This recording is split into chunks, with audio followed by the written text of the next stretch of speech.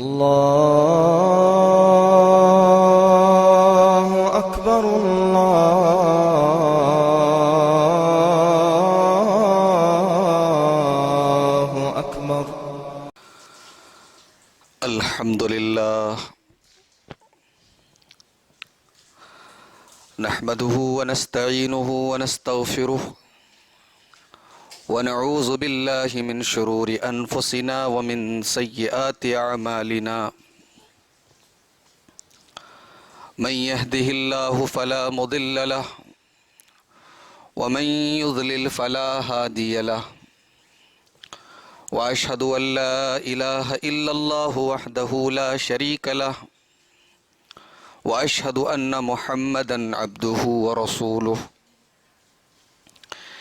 يا أيها الذين آمنوا اتقوا الله حق تقاته ولا تموتن إلا وأنتم مسلمون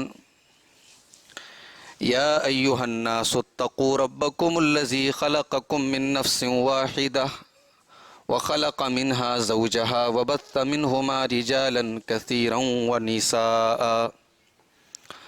واتقوا الله الذي تساءلون به والأرحام إن الله كان عليكم رقيبا يا أيها الذين آمنوا اتقوا الله وقولوا قولا سديدا يصلح لكم أعمالكم ويغفر لكم ذنوبكم ومن يطع الله ورسوله فقد فاز فوزا عظيما أما بعد فإن خير الحديث كتاب الله وخير الهدي هدي محمد صلى الله عليه وسلم وشر الأمور محدثاتها وكل محدثة بدعة وكل بدعة ضلالة وكل ضلالة في النار. أعوذ بالله من الشيطان الرجيم. بسم الله الرحمن الرحيم. وأن هذا صراطي مستقيما فاتبعوه ولا تتبعوا السبل فتفرق بكم عن سبيله ذلكم وصاكم به لعلكم تتقون. محترم حاضرین جمعہ، دینی و ملی بھائیوں، محترم بزرگوں، نوجوان ساتھیوں، آج بتاریخ 22 مارچ 2019 کو آپ کی اس عظیم الشان مسجد اہل حدیث خضرپور کولکاتہ میں اللہ تعالیٰ کی توفیق سے آپ کے سامنے خطبہ جمعہ کے لیے حاضر ہونے کا موقع ملا ہے۔ اللہ تعالیٰ مجھ کو حق بات کہنے کی توفیق عطا فرمائے اور ہم سب کو حق بات کو قبول کرنے کی توفیق عطا فرمائے، آمین۔ عنوان ہے صراط مستقیم کیا ہے؟ صراط کے معنی ہوتے ہیں راستہ، اور مستقیم کے معنی سیدھا۔ صراط مستقیم سیدھا راستہ۔ یہ صراط مستقیم ہے کیا؟ آپ جانتے ہیں کہ سورۃ الفاتحہ قرآن کریم کی سب سے عظیم سورت ہے۔ اس کو اللہ تعالیٰ نے سبع من المثانی کہا ہے۔ سورہ فاتحہ کی جو 7 آیتیں ہیں یہ بار بار ریپیٹ کی جاتی ہیں، دہرائی جاتی ہیں۔ ہر نماز میں اور ہر رکعت میں ایک مسلمان ان کو ریپیٹ کرتا ہے، دہراتا ہے، اور بچے کو یہ سورت کریمہ یاد ہے۔ اس سورت کا ایک نام ام الکتاب بھی ہے۔ یہ پورے قرآن کا خلاصہ ہے۔ آئیے اس سورت کریمہ کا ترجمہ دیکھ لیتے ہیں کہ اس سورت کریمہ کے اندر ہم کیا اللہ تعالیٰ سے مانگتے ہیں۔ سورت کریمہ کا آغاز ہوتا ہے الحمدللہ رب العالمین۔ تمام تعریفیں اللہ کے لیے ہیں جو سارے جہان کا، ساری کائنات کا رب ہے، الرحمن الرحیم جو بڑا ہی مہربان ہے، بڑا ہی رحم والا ہے، مالک یوم الدین جو قیامت کے دن کا مالک ہے، ایاک نعبد و ایاک نستعین، اے اللہ ہم تیری ہی عبادت کرتے ہیں اور تجھ ہی سے مدد مانگتے ہیں، اہدنا الصراط المستقیم، اے اللہ تو ہم کو صراط مستقیم کی ہدایت فرما، صراط الذین انعمت علیہم جو ان لوگوں کا راستہ ہے جن پر تیرا انعام ہوا، تیرا کرم ہوا، غیر المغضوب علیہم ولا الضالین، اے اللہ تو ہمیں ان کے راستے پر نہ چلا جن کے اوپر تیرا غضب نازل ہوا اور جو گمراہ تھے۔ یہ ایک سمپل ٹرانسلیشن اور ترجمہ میں نے اس سورۃ کریمہ کا کیا۔ اگر آپ غور کریں تو سورہ فاتحہ کے 3 حصے ہیں، 3 پارٹ ہیں۔ پہلے پارٹ میں ہم اللہ تبارک و تعالیٰ کی حمد بیان کرتے ہیں، اس کی تعریف کرتے ہیں۔ دوسرا پارٹ ہے ہم اپنی توحید کا اقرار کرتے ہیں، ہم کہتے ہیں ایاک نعبد و ایاک نستعین، اے اللہ میرا سہارا، ہمارا سہارا تو ہے، ہمارا معبود تو ہے، ہم اپنی توحید کا اقرار کرتے ہیں۔ اور پھر اس سورۃ کریمہ کا جو تیسرا اور لاسٹ پارٹ ہے وہ ہے کہ ہم اس سورۃ کریمہ میں دعا کرتے ہیں، مانگتے ہیں اللہ سے۔ کیا مانگتے ہیں؟ ہدایت مانگتے ہیں۔ اس دنیا میں سب سے بڑی اگر کوئی دولت ہے تو وہ ہدایت کی دولت ہے۔ اللہ تعالیٰ انسان کو سب کچھ دے دے اور ہدایت نہ دے، بیکار ہے انسان کی زندگی۔ اور انسان زندگی میں چاہے جتنا ہی پریشان کیوں نہ ہو، اگر اس کے پاس ہدایت ہے تو سب کچھ ہے۔ اس کائنات کی سب سے بڑی دولت ہدایت ہے۔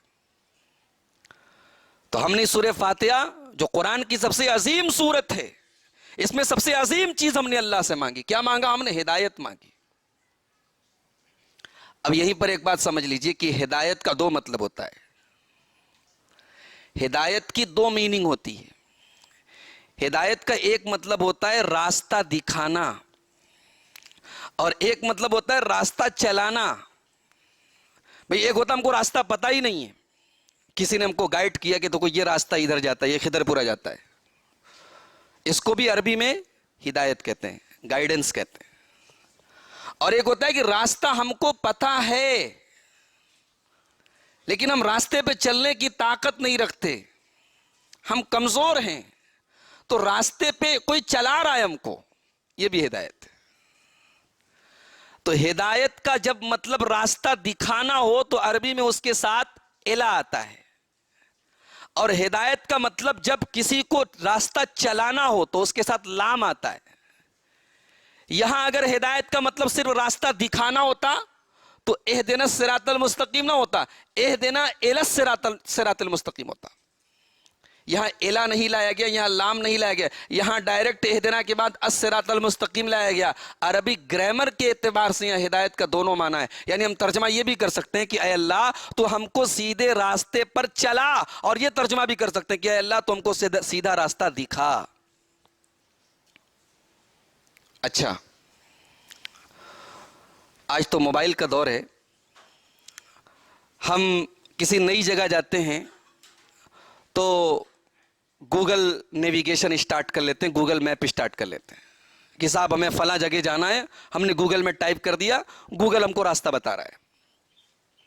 لیکن آپ نے کبھی غور کیا ہوگا کہ گوگل کبھی کبھی دھوکہ بھی دے دیتا ہے۔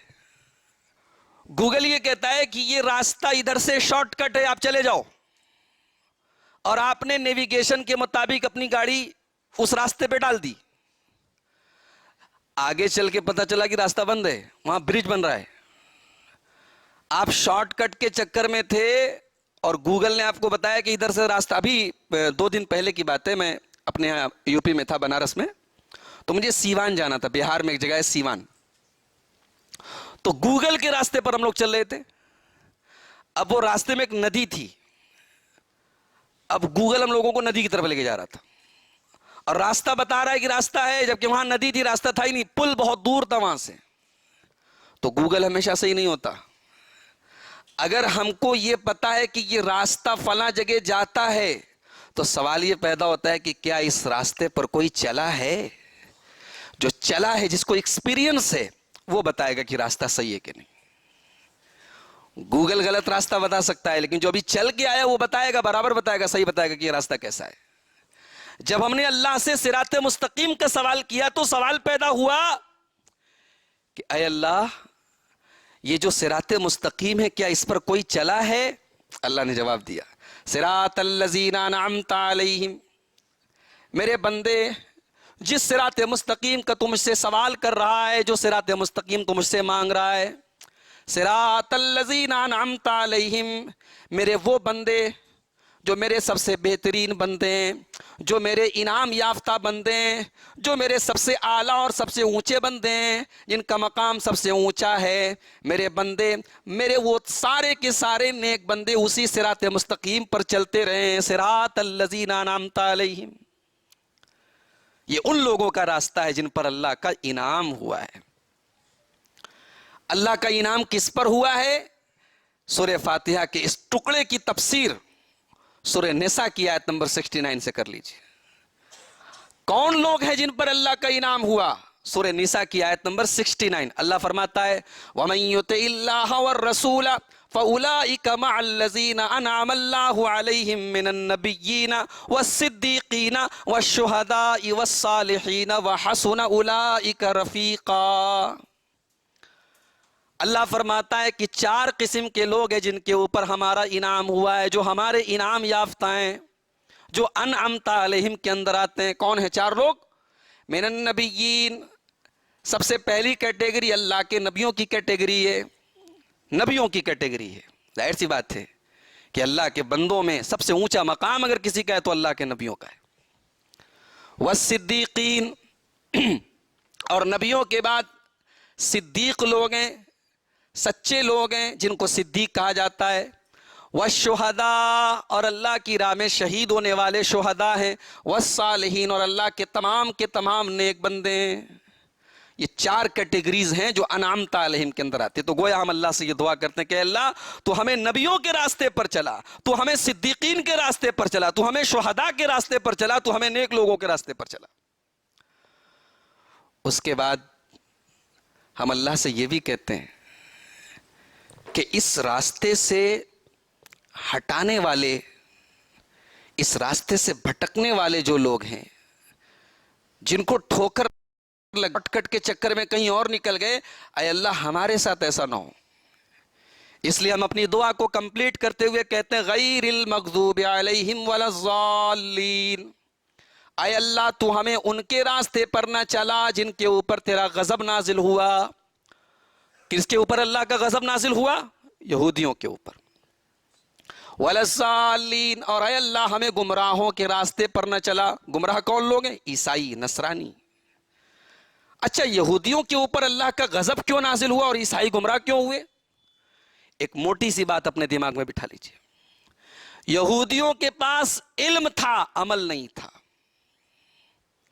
یہودیوں کے پاس علم تھا، عمل نہیں تھا۔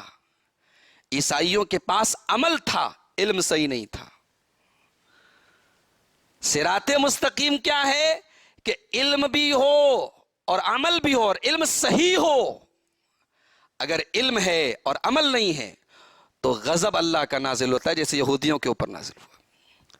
اور عمل بہت ہے لیکن علم صحیح نہیں ہے، بغیر علم کے عمل ہو رہا ہے، بغیر دلیل کے عمل ہو رہا ہے، بغیر قرآن کے، بغیر حدیث کی روشنی کے عمل ہو رہا ہے، تو عمل تو ہے لیکن گمراہی والا عمل ہے۔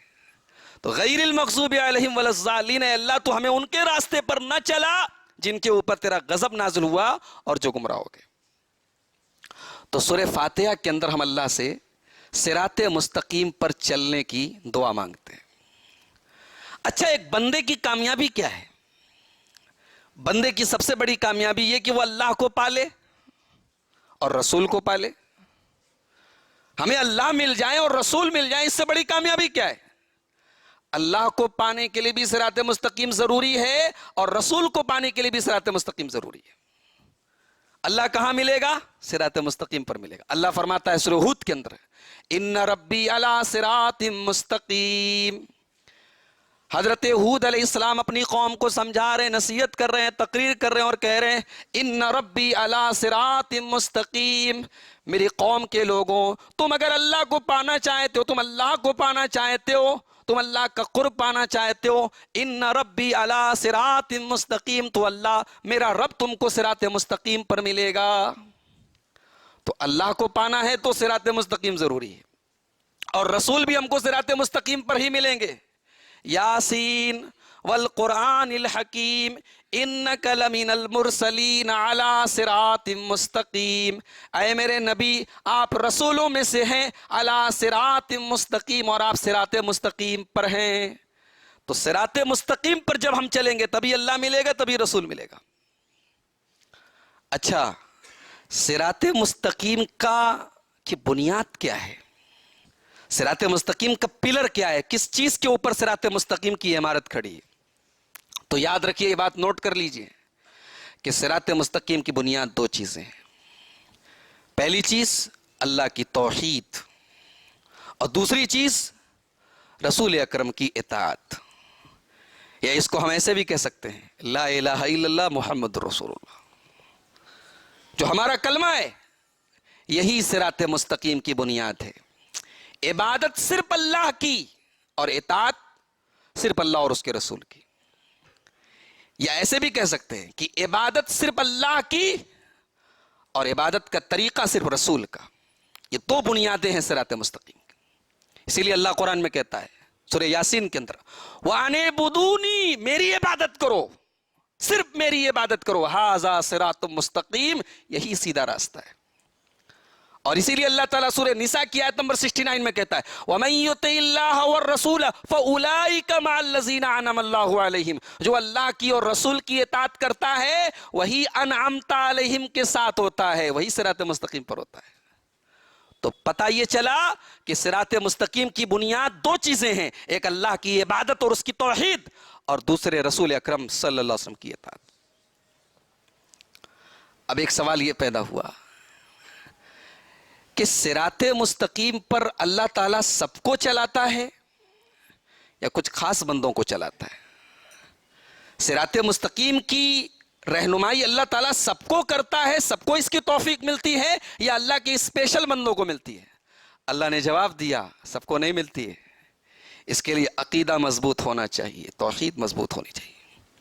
وَمَن يَعْتَصِم بِاللَّهِ فَقَدْ هُدِيَ إِلَىٰ صِرَاطٍ مُسْتَقِيمٍ، جو اللہ کو مضبوطی سے پکڑ لے، حالات جس کا کچھ نہ بگاڑ پائیں، زمانہ جس کی توحید اور ایمان اور عقیدے میں کوئی فرق نہ کر پائے، مصیبتیں اور پریشانیاں اس کے ایمان کو کمپرومائز کرنے پر مجبور نہ کر دیں۔ وَمَن يَعْتَصِم بِاللَّهِ، جو اللہ کو مضبوطی سے پکڑ لے، فَقَدْ هُدِيَ إِلَىٰ صِرَاطٍ مُسْتَقِيمٍ، اسی کو اللہ تعالیٰ صراط مستقیم کی رہنمائی کرتا ہے، اسی کو اللہ تعالیٰ صراط مستقیم پر چلاتا ہے۔ اللہ کو مضبوطی سے پکڑ لے۔ اللہ کے نبی کے صحابہ کو دیکھو، صراط مستقیم پر چلنے ہی کی وجہ سے تو ان کے اوپر مصیبتوں کے پہاڑ توڑے گئے۔ 3 سال تک اللہ کے رسول کے پورے خاندان اور پورے صحابہ کرام کا بائیکاٹ کیا گیا، ان کو پیڑ کے پتے چبانے پڑے۔ اسی صراط مستقیم پر چلنے کے لیے صحابہ نے اپنا وطن چھوڑا، اسی ایمان اور اسی توحید کی خاطر صحابہ کرام نے اپنے جان اور مال کی قربانی دی، اسی توحید اور ایمان کی حفاظت کے لیے حضرت بلال حبشی نے عرب کی تپتی ہوئی ریت پر اپنی چربی کو پگھلنے پر تو وہ تیار ہو گئے، مگر اپنے ایمان سے کمپرومائز کرنے پر تیار نہیں ہوئے۔ یہی ایمان تھا، یہی عقیدہ تھا، یہی توحید تھی، یہی صراط مستقیم تھی، جس کی حفاظت کے لیے حضرت سمیہ رضی اللہ تعالیٰ عنہ دردناک طریقے سے شہید ہو گئیں۔ ان کے بیٹے کے سامنے انہیں ننگا کیا گیا، ان کے شوہر کے سامنے ان کو ننگا کیا گیا، مگر انہوں نے سمجھوتا نہیں کیا۔ وَمَن يَعْتَصِم بِاللَّهِ، جس کو ایمان کی لذت مل جائے، جو اللہ کو مضبوطی سے پکڑ لے، اللہ اسی کو صراط مستقیم پر چلاتا ہے۔ آج کا مسلمان ایمان کی ویلو کو نہیں جانتا، اس کو پتہ ہی نہیں کہ اس کے پاس کیا ہے۔ ہمارے پاس ایمان ہے، ہمارے پاس صراط مستقیم ہے، ہمارے پاس رب کی توحید ہے، اور اس سے بڑی کوئی طاقت نہیں، اس سے بڑی کوئی دولت نہیں۔ آدمی غریب ہے، کمزور ہے، مزدور ہے، مگر اگر وہ توحید والا ہے، اللہ کی قسم، وہ بڑے بڑے ارب پتی خرب پتی اس کا مقابلہ نہیں کر سکتے. دنیا کی ساری دولت مل کر کے توحید کی اور ایمان کی دولت کا مقابلہ نہیں کر سکتے. قرآن کریم کا 3 پارہ اٹھاؤ، 3 پارے کی آخری آیت اٹھاؤ. اللہ فرماتا ہے ان الذین کفروا وماتوا وهم کفار فلن يقبل من احدهم ملء الارض ذهبا. جو لوگ دنیا سے بغیر ایمان کے چلے گئے، ایمان نہیں مل پایا، توحید نہیں مل پائی، کفر کی حالت میں دنیا سے چلے گئے، اللہ فرماتا ہے فَلَن يُقْبَلَ مِنْ أَحَدِهِمْ مِلْءُ الْأَرْضِ ذَهَبًا. کل قیامت کے دن اگر وہ زمین بھر کے سونا بھی اللہ کی راہ میں دے دیں. ذرا جملے پر غور کیجئے گا، اس آیت کریمہ کے ایک لفظ پر غور کیجئے گا. جو لوگ ایمان کے بغیر دنیا سے مر گئے، اللہ فرما رہا ہے فَلَن يُقْبَلَ مِنْ أَحَدِهِمْ مِلْءُ الْأَرْضِ ذَهَبًا. کل قیامت کے دن وہ زمین بھر کے بھی سونا اگر اللہ کی راہ میں دے دیں، فَلَن يُقْبَلَ مِنْ أَحَدِهِمْ، ان کا وہ زمین بھر کے سونا بھی اللہ کے ہاں قبول نہیں کیا جائے گا. زمین بھر کے سونا دے کر کے بھی وہ اللہ کے عذاب سے نہیں بچ پائیں گے. اتنی بڑی دولت ہمارے پاس ہے. اس ایمان کی ویلو اگر آدمی کو پتہ چل جائے، کبھی آدمی اپنے ایمان سے سمجھوتا نہ کرے. وَمَن يَعْتَصِم بِاللَّهِ فَقَدْ هُدِيَ إِلَىٰ صِرَاطٍ مُسْتَقِيمٍ. اللہ فرماتا ہے جس نے اللہ کو مضبوطی سے پکڑ لیا اسی کو صراط مستقیم ملتی. اور یہ بات نوٹ کر لیجئے کہ صراط مستقیم وہی راستہ ہے جس پر پیارے نبی نے اپنے صحابہ کو چھوڑا ہے.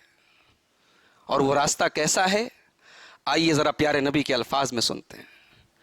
اللہ کے نبی صحابہ کو کے سامنے تقریر کر رہے ہیں، خطبہ دے رہے ہیں. اور آپ کا خطبہ ایسا ہے، آپ کی تقریر ایسی ہے، صحابہ کہتے ہیں ہماری آنکھوں سے آنسو بہنے لگے، ہمارے دل کانپ اٹھے، ہم لرز اٹھے. ہم نے کہا کہ یا رسول اللہ کأن هذه موعظة مودع. آج آپ کی تقریر سن کے ایسا لگا جیسے کسی کی الوداعی تقریر ہو، کوئی دنیا سے جا رہا ہو اور کوئی بات کہہ کے جا رہا ہو. اے اللہ کے نبی، ہم یہ چاہتے ہیں کہ آپ اس موقع پر ہمیں کچھ خاص باتیں بتا دیں، کچھ نصیحت کر دیں. مسند احمد کی روایت ہے، اللہ کے پیارے نبی فرماتے ہیں صلی اللہ علیہ وسلم ترکتکم علی البیضاء. اے میرے صحابہ، میں تم کو بالکل سفید راستے پہ، کلین راستے پہ، بالکل شاہراہ پہ، ہائی وے پہ چھوڑ کے جا رہا ہوں. ایسے راستے پہ چھوڑ کے جا رہا ہوں لیلھا کنہارھا، جہاں رات دن سب برابر ہے، جہاں کبھی اندھیرا نہیں ہے. میں ایسا راستہ دے کے جا رہا ہوں جس میں کوئی چیز سیکرٹ نہیں ہے.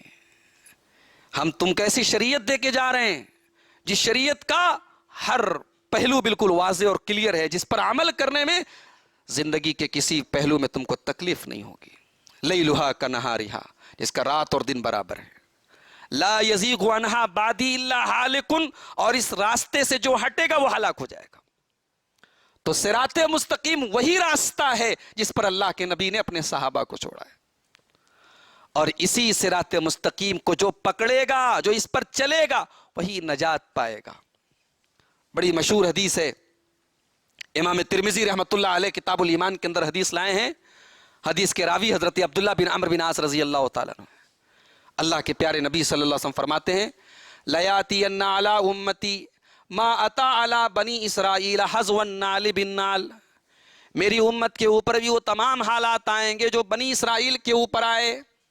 میری امت بھی وہ سارے کام کرے گی جو بنی اسرائیل کے لوگوں نے کیا ہے. حَذْوَ النَّعْلِ بِالنَّعْلِ. اور میری امت کے لوگ بنی اسرائیل کی ویسی ہی نقل کریں گے، ان کو ویسے ہی فالو کریں گے جیسے ایک جوتا دوسرے جوتے کے برابر ہوتا ہے. اللہ کے نبی نے مثال دیتے ہوئے کہا جیسے ایک جوتا دوسرے جوتے کے برابر ہو. ایسا تو نہیں ہوتا نا کہ ایک پیر میں 8 نمبر کا جوتا پہنے، دوسرے میں 5 نمبر کا پہنے. دونوں پیر کے جوتے برابر ہوتے ہیں. تو جیسے ایک پیر کا جوتا دوسرے پیر کے جوتے کے بالکل برابر ہوتا ہے، میری امت کے لوگ بھی وہ تمام کام کریں گے جو بنی اسرائیل کے اندر ہوئے. وہ ساری گمراہیاں، وہ ساری بدکاریاں، وہ سارے گناہ، وہ سارے غلط کام جو یہودیوں نے کیے، جو عیسائیوں نے کیے، وہ میری امت کے اندر بھی ہوں گے. اس کے بعد فرمایا وَإِنَّ بَنِي إِسْرَائِيلَ تَفَرَّقَتْ عَلَىٰ سِنْتَيْنِ وَسَبْعِينَ مِلَّةً وَتَفْتَرِقُ أُمَّتِي عَلَىٰ 73 مِلَّةً. اور یاد رکھو بنی اسرائیل کے اندر 72 سیکٹس پیدا ہوئے، 72 فرقے پیدا ہوئے. اور میری امت 73 گروپس میں ڈیوائیڈ ہو جائے گی، 73 فرقوں میں تقسیم ہو جائے گی۔ علماء نے لکھا ہے کہ اگر ہم کاؤنٹ کرنے بیٹھے تو 73 سے بھی آگے نکل جائیں گے۔ یعنی یہاں اللہ کے رسول نے کوئی گنتی نہیں بتایا کہ 73 ہی فرقے ہوں گے، 73 تو منیمم ہوں گے ہی ہوں گے، اس سے زیادہ بھی ہو سکتے ہیں۔ 73 فرقے، یعنی ہم اس معاملے میں یہودیوں سے بھی آگے نکل جائیں گے، عیسائیوں سے بھی آگے نکل جائیں گے۔ 73 فرقے پیدلہم فی النار، اور افسوس کی بات یہ ہے کہ سب کے سب جہنم میں جائیں گے، الا ملۃ واحدہ، سوائے ایک جماعت کے، ایک گروہ کے۔ صحابہ کرام کی جگہ ہم ہوتے تو ہم سوال کرتے کہ اللہ کے نبی ذرا ان 72 کی لسٹ بتائیے جو گمراہ ہو جائیں گے۔ صحابہ کرام کی جگہ ہم ہوتے تو ہم گمراہ کون ہیں اس پر ڈسکس کرتے، لیکن صحابہ عجیب لوگ تھے، گمراہ کون ہیں اس پر انہوں نے ڈسکشن نہیں کیا۔ انہوں نے یہ پوچھا کہ جو ایک جماعت نجات پائے گی، جو ایک جماعت جہنم میں نہیں جائے گی، یا رسول اللہ وہ کون سی جماعت ہوگی؟ یعنی ایک مومن کا ٹارگٹ کیا ہونا چاہیے کہ میں کیسے حق پر چلوں، کیسے صراط مستقیم پر چلوں، کیسے سیدھی راہ پر چلوں، ایک ٹارگٹ یہ ہونا چاہیے۔ صحابہ کرام نے پوچھا کہ یا رسول اللہ وہ ایک جماعت جو نجات پائے گی وہ کون سی ہوگی؟ اللہ کے نبی نے فرمایا ما انا علیہ واصحابی، یہ وہی جماعت ہوگی جو میرے اور میرے صحابہ کے راستے پر چلے گی، جو میرے منہج پر اور میرے صحابہ کے منہج پر چلے گی، وہی جماعت۔ آپ نے اللہ کے رسول نے اس جماعت کا نام نہیں بتایا، اس جماعت کا منہج بتا دیا کہ منہج کیا ہوگا، رسول کا راستہ اور صحابہ کا راستہ۔ تو یہی ہے صراط مستقیم، جو اللہ کے رسول کا راستہ ہے، جو صحابہ کا راستہ ہے۔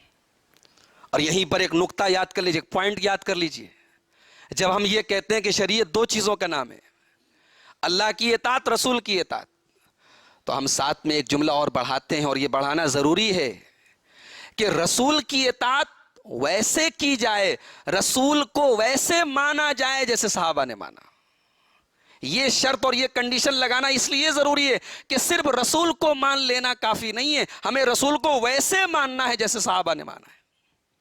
اسی لیے اللہ قرآن میں کہتا ہے وَمَن يُشَاقِقِ الرَّسُولَ مِن بَعْدِ مَا تَبَيَّنَ لَهُ الْهُدَىٰ وَيَتَّبِعْ غَيْرَ سَبِيلِ الْمُؤْمِنِينَ نُوَلِّهِ مَا تَوَلَّىٰ، جو رسول کی مخالفت کرے گا، جو رسول کی نافرمانی کرے گا، وَيَتَّبِعْ غَيْرَ سَبِيلِ الْمُؤْمِنِينَ، اور صحابہ کے منہج کو چھوڑ کر کے کوئی اور راستہ اپنائے گا، صحابہ کے طریقے کو چھوڑ کر کے کوئی اور طریقہ اپنائے گا، نُوَلِّهِ مَا تَوَلَّىٰ، اس کو ہم جس راستے پر وہ چلے گا اسی طرف ڈال دیں گے، وَنُصْلِهِ جَهَنَّمَ، اور اس کو جہنم میں پہنچا دیں گے، وَسَاءَتْ مَصِيرًا، اور جہنم سے برا کوئی ٹھکانہ نہیں۔ تو یہ بات معلوم ہوئی کہ صراط مستقیم حقیقت میں وہی راستہ ہے جو صحابہ کا راستہ تھا۔ اچھا، اب ایک سوال یہ پیدا ہوتا ہے کہ ہر راستے کی ایک منزل ہوتی ہے، صراط مستقیم کی منزل کیا ہے؟ بھئی راستہ ہے صراط مستقیم، راستہ اللہ کا راستہ، اس کی منزل کیا ہے، اس کا ٹارگٹ کیا ہے؟ اللہ جواب دیتا ہے سورہ یونس کے اندر وَاللَّهُ يَدْعُو إِلَى دَارِ السَّلَامِ وَيَهْدِي مَن يَشَاءُ إِلَى صِرَاطٍ مُسْتَقِيمٍ، میرے بندو اللہ تعالیٰ تم کو صراط مستقیم کے ذریعے دارالسلام کی طرف بلا رہا ہے۔ دارالسلام سلامتی کا گھر، کون سی سلامتی کا گھر کون ہے؟ اگر اس کائنات میں سلامتی کا کوئی گھر ہے تو وہ جنت ہے۔ دنیا کے پیسفل سے پیسفل ایریا میں آپ چلے جائیے، سکون سے سکون والی جگہ میں چلے جائیے، لیکن آپ یہ دعویٰ نہیں کر سکتے کہ وہاں آپ کو کوئی ٹینشن نہیں ہوگی، وہاں کبھی کوئی تکلیف نہیں ہوگی۔ اگر اس کائنات میں کوئی جگہ ایسی ہے جہاں کوئی ٹینشن نہیں، کوئی دکھ نہیں، کوئی تکلیف نہیں، کوئی بیماری نہیں، تو وہ صرف اور صرف ایک ہی جگہ ہے، اور وہ کون ہے؟ وہ اللہ کی جنت ہے۔ اللہ تعالی ہم سب کو اپنی جنت میں داخل کرتے ہیں۔ اس کا نام دارالسلام ہے۔ دارالسلام یہ پیس کا گھر ہے، یہ شانتی کا گھر ہے، اس سے زیادہ شانتی کہیں نہیں ہے۔ تو جنت ہی ٹارگٹ ہے صراط مستقیم کا۔ اچھا، کیا صراط مستقیم پر چلنے سے ہمیں کوئی روک بھی رہا ہے؟ جی ہاں، ہمارا دشمن نمبر 1 ہم کو روک رہا ہے، جو پہلے دن سے ہمارا دشمن بنا ہوا ہے۔ جناب ابلیس صاحب، شیطان صاحب ہم کو روک رہے ہیں صراط مستقیم پر چلنے سے، اور ان کے روکنے کا انداز ہی بڑا خطرناک ہے۔ اللہ تعالیٰ سورہ اعراف کے اندر کہتا ہے کہ جب اللہ تعالیٰ نے ابلیس سے کہا کہ تم نے آدم کو سجدہ نہیں کیا، اب تم ہمارے گمراہ بندوں میں ہو گئے، تم سرکش اور گمراہ بندوں میں ہو گئے، تو شیطان کہتا ہے قال فبما اغویتنی، اے اللہ تو نے مجھے گمراہ کر دیا، لاقعدن لہم صراطک المستقیم، اے اللہ میں وعدہ کرتا ہوں میں تیرے بندوں کو صراط مستقیم پر چلنے نہیں دوں گا، میں صراط مستقیم پر بیٹھ جاؤں گا۔ اچھا ایک عجیب بات ہے، شیطان یہ نہیں بولا میں صراط مستقیم پر کھڑا رہوں گا، بولا میں بیٹھ جاؤں گا۔ بیٹھا رہے گا تو نظر نہیں آئے گا۔ ایک آدمی راستے میں بیٹھا ہے، چپکے سے بیٹھا ہے آپ کو راستے میں گرانے کے لیے، تو آپ نہیں دیکھ، کھڑا ہے تو دیکھ لیں گے۔ شیطان بھی کتنا مکار ہے، بولا بیٹھا رہوں گا، لاقعدن، میں بیٹھا رہوں گا صراط مستقیم پر، اور کیا کروں گا؟ تیرے بندوں کو صراط مستقیم پر چلنے نہیں دوں گا، اور میں کیسی کیسی کوشش کروں گا۔ ثم لآتینہم من بین ایدیہم، میں آگے سے گمراہ کروں گا، ومن خلفہم، پیچھے سے، وعن ایمانہم، داہنی طرف سے، وعن شمائلہم، بائیں طرف سے، میں چاروں دشاؤں سے، چاروں ڈائریکشن سے تیرے بندوں کو گمراہ کروں گا۔ یعنی شیطان اپنی پوری انرجی صرف کر دے گا کہ اللہ کے بندے صراط مستقیم پر چلنے نہ پائیں۔ شیطان کا مشن یہی ہے کہ وہ اللہ کے بندوں کو صراط مستقیم پر چلنے نہ دے، اور شیطان لاسٹ میں کہتا ہے وَلَا تَجِدُ أَكْثَرَهُمْ شَاكِرِينَ، تیرے زیادہ تر بندے تیرے ناشکرے ہو جائیں گے۔ اے اللہ میں اتنی محنت کروں گا کہ تیرے بندوں کی میجورٹی، تیرے بندوں کی اکثریت ناشکری ہو جائے گی، توحید سے دور ہو جائے گی، ایمان سے دور ہو جائے گی۔ آج آپ دیکھ لیں ہم ان کی بات کیا کریں کہ جن کے پاس ایمان نہیں ہے، جو کلمہ گو نہیں ہے۔ آج کلمہ پڑھنے والی اس امت کے اندر کتنے لوگ ہیں جن کو توحید کا پتہ نہیں، ایمان کا پتہ نہیں، اسلام کا پتہ نہیں، ان کو پتہ ہی نہیں کہ کون کون سی چیزوں سے ایمان جا رہا ہے، توحید جا رہی ہے، کون سی چیزیں شرک ہیں، کون سی چیزوں سے آدمی اسلام سے نکل رہا ہے، نہیں معلوم۔ شیطان اپنے مشن میں لگا ہوا ہے، فَلَا تَجِدُ أَكْثَرَهُمْ شَاكِرِينَ، اے اللہ تیرے زیادہ تر بندے تیرے ناشکرے بن جائیں گے۔ دنیا میں جب ہم سفر کرتے ہیں کسی کو گائیڈ رکھ لیتے ہیں، راستہ ہم کو نہیں پتا ہے تو گائیڈ رکھ لیتے ہیں کہ بھئی ہم کو راستہ بتائے گا۔ صراط مستقیم کا گائیڈ کون ہے؟ صراط مستقیم پر ہمیں راستہ بتانے والا کون ہے؟ اللہ کا کتنا بڑا کرم اور احسان ہے کہ اس نے ہمیں صراط مستقیم کا گائیڈ بھی دیا ہے، اور وہ گائیڈ ہے جناب محمد رسول اللہ صلی اللہ علیہ وسلم۔ یا ایہا النبی انا ارسلناک شاہدا ومبشرا ونذیرا وداعیا الی اللہ باذنہ وسراجا منیرا، اے میرے نبی ہم نے آپ کو گواہ بنا کر کے بھیجا ہے، بشارت سنانے والا بنا کر کے بھیجا ہے، ڈرانے والا بنا کر کے بھیجا ہے، وداعیا الی اللہ، اور اے نبی آپ کو اللہ کی طرف بلانے والا، صراط مستقیم کی طرف بلانے والا دائی اور گائیڈ بنا کر کے بھی بھیجا ہے۔ اور میں قربان جاؤں اپنے اس نبی کے اوپر کہ اس نبی نے اپنی امت کو صراط مستقیم کی طرف گائیڈ کرنے میں کوئی کسر نہیں چھوڑی۔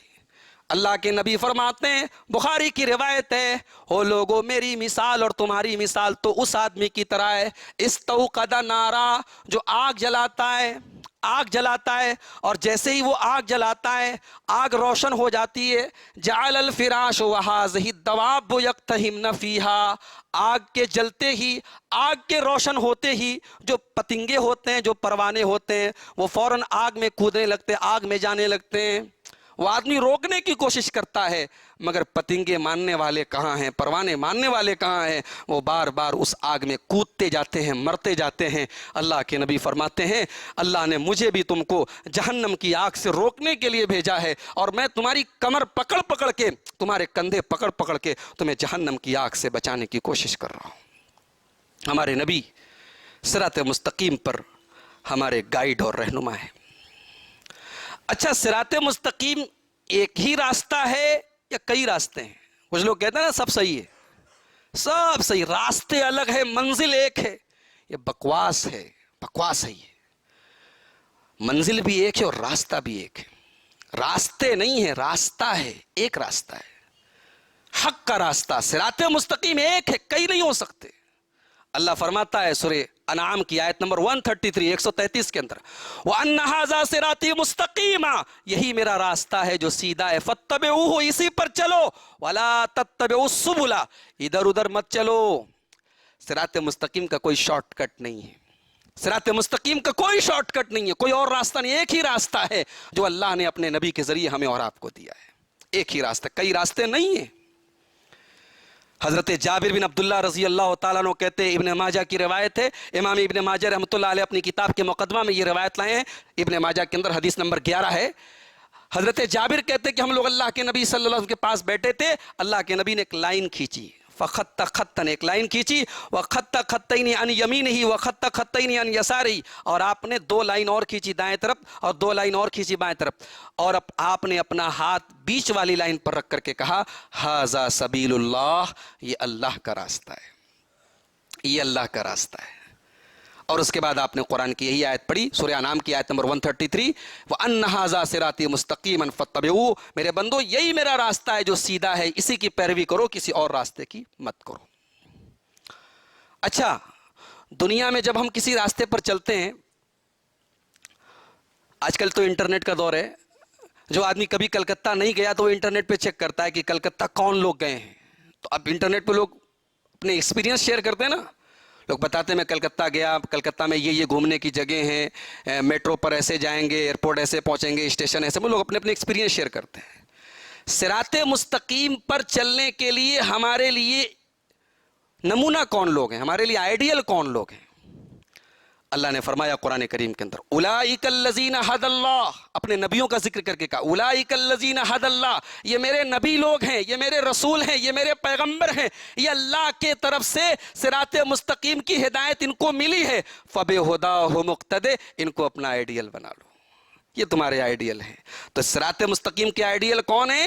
اللہ کے پیغمبر, اللہ کے انبیاء کرام اور ہمارے نبی صلی اللہ علیہ وسلم کے صحابہ کرام ہیں, یہ آئیڈیل ہیں اس صراط مستقیم پر چلنے کے لیے. اچھا, صراط مستقیم پر اسپیڈ کیسی ہونی چاہیے ہماری؟ جب فلائٹ پکڑنی ہو, ٹائم کم ہو اور راستہ کلیئر ہو تو آدمی گاڑی کیسے بھگاتا ہے؟ صراط مستقیم پر چلنا نہیں ہے, بھاگنا ہے.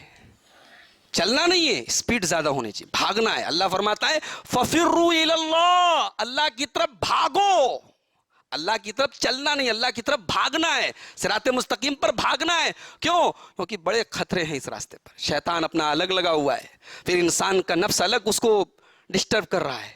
تو صراط مستقیم پر اسپیڈ کم نہیں ہونی چاہیے. اسی لیے اللہ تعالیٰ قرآن میں اپنے نبیوں کا جب تذکرہ کرتا ہے تو کیا کہتا ہے؟ انہم کانوا یسارعون, میرے نبی میرے رسول نیکی کے کاموں میں جلدی کرتے تھے.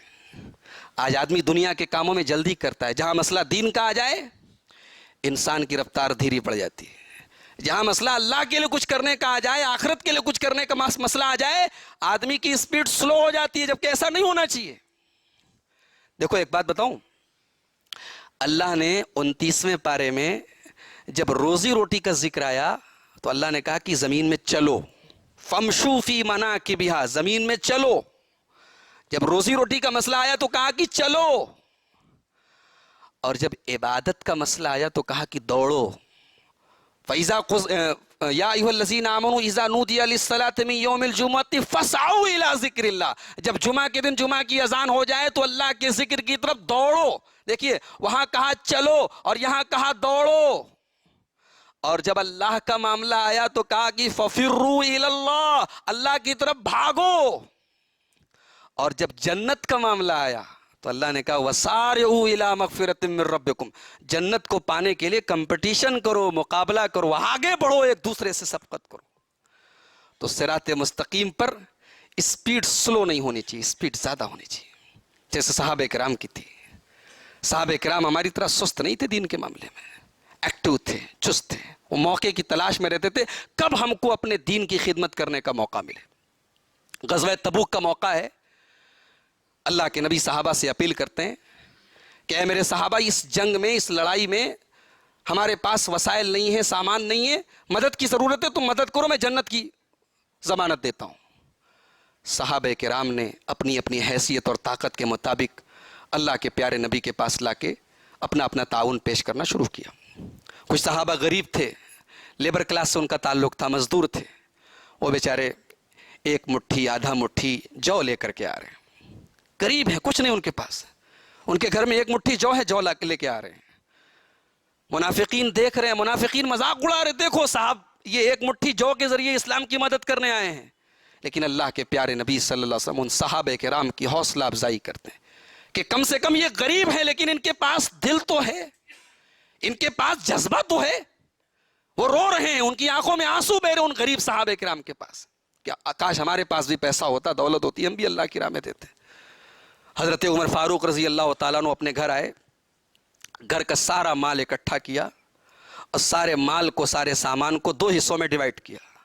آدھا مال گھر رکھ دیا اور آدھے مال کو پیک کر کے اللہ کے پیارے نبی کے پاس لائے. اللہ کے نبی نے پوچھا، عمر کچھ فیملی کے لیے چھوڑ کے آئے ہو کہ نہیں آئے ہو؟ گھر کے لیے کچھ چھوڑ کے آئے ہو یا نہیں آئے ہو؟ کہا کہ اللہ کے رسول آپ فکر مت کیجئے، میں آدھا لے کے آیا ہوں، آدھا چھوڑ کے آیا ہوں. حضرت عمر کہتے ہیں کہ میرے دل میں ایک خیال پیدا ہوا کہ آج تو ابو بکر رضی اللہ تعالیٰ عنہ سے آگے میں نکل جاؤں گا. ہمیشہ وہ مجھ سے آگے رہتے ہیں، آج میں. دیکھیں کمپٹیشن، دیکھیے ہمارا کمپٹیشن کیا ہوتا ہے. اس نے فلیٹ خرید لیا، میں نے نہیں خریدا. وہ لکھ پتی بن گیا، میں کروڑ پتی بن کے دکھاؤں گا. ہمارا کمپٹیشن، سارا کمپٹیشن ہمارا دنیا کے لیے ہوتا ہے. کاش اللہ ہمیں جنت کے لیے بھی کمپٹیشن کرنے والا بنا دے. کاش اللہ ہمیں آخرت کے لیے بھی کمپٹیشن کرنے والا بنا دے. عمر فاروق کہتے ہیں میرے دل میں تمنا پیدا ہوئی کہ کاش آج ابو بکر سے آگے میں نکل جاؤں. تھوڑی دیر کے بعد حضرت ابو بکر صدیق رضی اللہ تعالیٰ عنہ اپنا سامان لے کر کے پیارے نبی کے پاس آتے ہیں. اللہ کے نبی ان سے بھی وہی سوال کرتے ہیں، ما ابقیت لأہلک، اے ابو بکر فیملی کے لیے کچھ چھوڑ کے آئے ہو کہ نہیں آئے ہو؟